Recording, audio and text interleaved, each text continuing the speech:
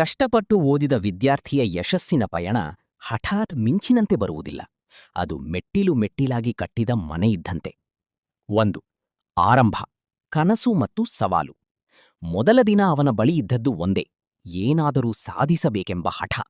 ಪುಸ್ತಕಗಳು ಹೊಸದು, ವಿಷಯಗಳು ಕಠಿಣ. ಸುತ್ತಲಿನವರು ನಿನ್ನಿಂದ ಆಗಲ್ಲ ಅಂದಿರಬಹುದು. ಆದರೆ ಅವನು ಪ್ರತಿದಿನ ಬೆಳಗ್ಗೆ 5ಕ್ಕೆ ಎದ್ದು ತನಗಾಗಿ 2 ಗಂಟೆ ಮೀಸಲಿಟ್ಟ. 2. ಮಧ್ಯದ ಹಾದಿ, ಶಿಸ್ತು ಮತ್ತು ತ್ಯಾಗ.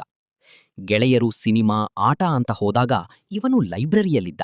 ಒಂದೇ ಪಾಠವನ್ನು 3 ಸಲ ಓದಿ ತನಗೆ ತಾನೇ ಪ್ರಶ್ನೆ ಕೇಳಿಕೊಂಡು ಉತ್ತರಿಸುತ್ತಿದ್ದ.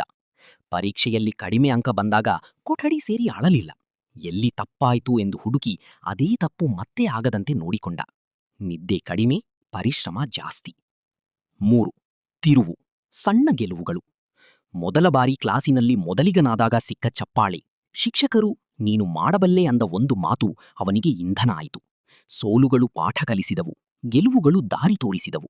ಅವನು ಅರ್ಥ ಮಾಡಿಕೊಂಡ, ಯಶಸ್ಸು ಎಂದರೆ ಪ್ರತಿದಿನ 1% ಉತ್ತಮನಾಗುವುದು. 4. ಶಿಖರ, ಫಲ ಮತ್ತು ವಿನಯ. ವರ್ಷಗಳ ಪರಿಶ್ರಮದ ನಂತರ ಬಂದ ರಿಸಲ್ಟ್, ಸಿಕ್ಕಿದ ಒಳ್ಳೆಯ ಕಾಲೇಜು, ಕೆಲಸ. ಆಗ ಅವನಿಗೆ ಗೊತ್ತಾಯಿತು, ಇದು ಅಂತ್ಯವಲ್ಲ, ಹೊಸ ಆರಂಭ. ಕಷ್ಟದ ದಿನಗಳನ್ನು ಮರೆಯದೆ ತನಗೆ ಸಹಾಯ ಮಾಡಿದವರಿಗೆ ಕೃತಜ್ಞತೆ ಸಲ್ಲಿಸಿ ಬೇರೆಯವರಿಗೆ ದಾರಿ ತೋರುವವನಾದ. ಯಶಸ್ಸಿನ ಸೂತ್ರ ಅವನ ಪಯಣದಲ್ಲಿ ಸ್ಪಷ್ಟ. ಸ್ಥಿರತೆ, ಪ್ರತಿದಿನ ಸ್ವಲ್ಪ ಆದರೆ ತಪ್ಪದೆ. ಸ್ವಯಂ ಶಿಸ್ತು, ಯಾರೂ ನೋಡದಿದ್ದರೂ ಕೆಲಸ ಮಾಡುವುದು. ಸೋಲಿನಿಂದ ಕಲಿಕೆ, ಬಿದ್ದಾಗ ಎದ್ದು ಧೂಳು ಕೊಡವಿ ಮತ್ತೆ ನಡೆಯುವುದು. ಕಷ್ಟಪಟ್ಟ ವಿದ್ಯಾರ್ಥಿಯ ಪಯಣ ಎಂದರೆ ರಾತ್ರೋರಾತ್ರಿ ಹೀರೋ ಆಗುವ ಕಥೆಯಲ್ಲ. ಅದು 1000 ಸಣ್ಣ ಹೆಜ್ಜೆಗಳಿಂದ ಕಟ್ಟಿದ ದೊಡ್ಡ ದಾರಿ.